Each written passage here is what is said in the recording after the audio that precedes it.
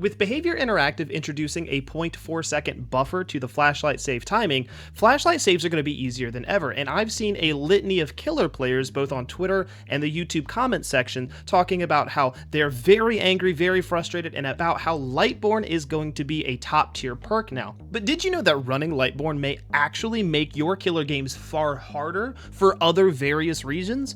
Yeah, so today we're going to be talking about the 5 ways to counter flashlights in Dead by Daylight. Now, tip number 1, there are perks. Of course, we just talked about this a little bit, but there are perks in Dead by Daylight that allow you to work around flashlights. Lightborn makes you invulnerable to being blind while revealing the blinder's aura. Infectious Fright makes it so that anyone within your terror radius screams when you down a survivor. And Franklin's forces survivors to drop their items when hit with a basic attack. Running any of these perks is often the easiest method to avoid flashlight saves, but it comes with huge drawbacks. Running these perks takes up space in your loadout, leaving less room for more consistently helpful perks like slowdown perks or aura reading perks. Additionally, you may get nearly no value out of any of these perks, making them dead weight for the duration of the match. Lastly, perks like Lightborn can actually drastically hurt your game. If a survivor with a flashlight can't get a blind, then they won't waste the whole match skulking around corners to do so. Instead, they'll likely spend more time on generators, or they'll go find your hex totems, meaning your matches may actually go far faster than you would like. Remember that a survivor with a flashlight is likely to be around the corner, hiding, skulking, waiting for a blind. They're not on generators or objectives, and that gives you a lot of pressure. Running things like Lightborn alleviates that pressure and forces them to go do something else. Tip number 2, we have facing obstacles and walls. Look, I always recommend that you don't bog down your perk loadout with Lightborn because getting around flashlight saves is actually pretty easy. And I know we've all seen this snarky YouTube comments or Twitter comments that say just face a wall, forehead. But look, if you down a survivor and you have the opportunity to face a wall or an obstacle that would block a flashlight beam or just make it very difficult to get the save, you should absolutely do that. There's almost no reason not to. You should bake this into your everyday gameplay. This will guarantee that you are safe from the blind and that the survivor lurking in the shadows for the save has wasted their time and got nothing out of the encounter. We see this here with this pig who could easily turn and face the rocks, but just kind of chooses not to. We see this Wesker up against a tile who could be facing away, but again, chooses not to. As a killer player, you should be turning away as often as possible and pushing your face right into an obstacle. This, of course, leads perfectly into tip number 3. We're talking about facing away. This requires that you are paying attention and thinking as you play instead of autopiloting, and paying attention to what survivors may have in their hands. Before you even load into a match, check for flashlights. See if survivors are bringing them into the match. Don't equip Lightborn, but just be aware that, alright, I can't just pick up facing wherever I want, okay? Now, throughout the match, as you down survivors, don't immediately pick up. When you down a survivor and you're going through your M1 cooldown, your ability cooldown, etc., the first thing is look around. Look for scratch marks that seem out of place. Look for scratch marks that did not belong to the person you just downed. And look for survivors that are crouching in weird areas. Just pan your camera while you're going through those cooldowns. After you've exited your cooldown, but right before you pick up, I always say almost fake the pickup. Stand over the person you're about to pick up and face one direction for a second, half, or 2 seconds. This will trick whoever is holding a flashlight around the corner into thinking that you are about to pick up, and they will prepare for the flashlight save. As they prepare, right before you pick up, you would pan 90 or 180 degrees, pan a different direction. This will typically mean that the survivor who was preparing for you to be facing one way is now way out of position and can only get a flashlight on the back of your head. Effectively, you could say that this is faking the pickup or faking looking a different direction before facing away.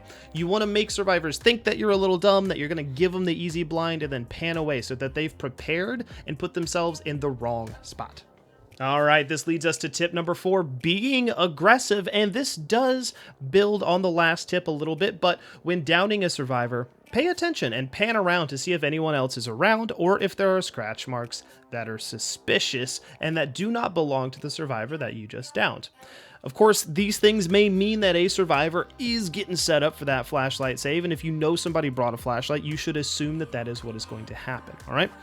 If a survivor is around to attempt the save, and they're relatively close to you, leave your down survivor slugged to then pursue the flashlight wielder. You can do this in one of two ways. You can leave your down survivor down for a second, go after the flashlight wielder, M1 them. They will sprint away 9 times out of 10 and then quickly go back for your pickup. Obviously face away from where you just pushed the survivor and get your pickup that way. That forces them to be at a disadvantage the next time you see them or to go heal.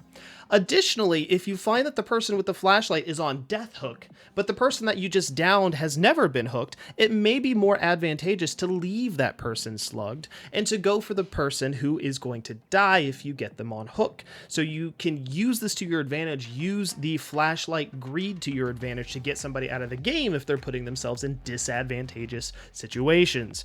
Be sure that you're thinking about these things as you implement these tips. And last but not least, tip number 5, we were talking about CJ techs. Look, locker flashlight saves were removed from Dead by Daylight because killers had very little counterplay besides just ignoring the 2 survivors who were doing this. But CJ techs are a little bit different. CJ techs have a lot of counterplay, and killers have a lot more that they can do, and a lot more autonomy in these situations to avoid what a CJ tech is. So let's talk about it. As an aside, there is a technique called the CJ tech. A CJ is when a survivor is down and slugged under a pallet that has not been dropped. Typically, a flashlight user going for the save will then try to loop you around that pallet, throw the pallet, and this will typically push the survivor who is slugged directly under your feet as you take the stun. At this point, after taking the stun, a lot of killer players will mash the kick pallet button or the break pallet button. Survivors will then vault the pallet at the killer. As a survivor vaults the pallet, it forces the kick pallet button to turn into a pick up survivor button.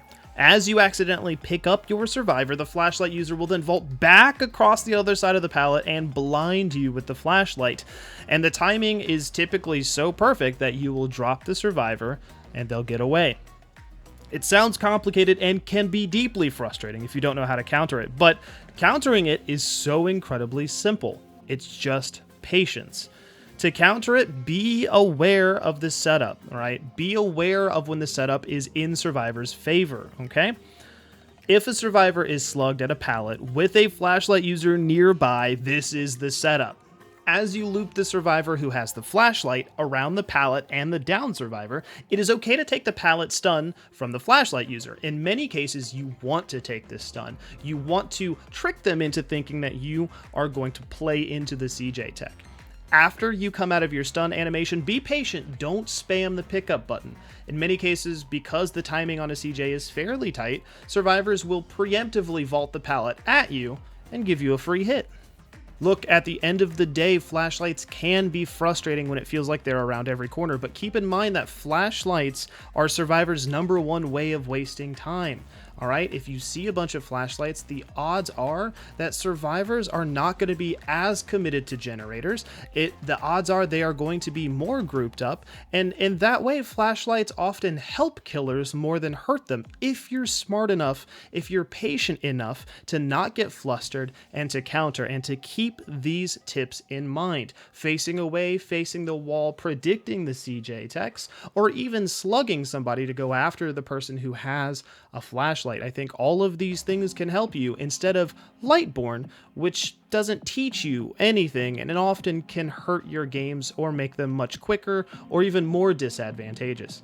What do you guys think though? Let me know down in the comments below. Is there a tip that I missed? Of course, I'll be praying to the entity to see you guys in the next video.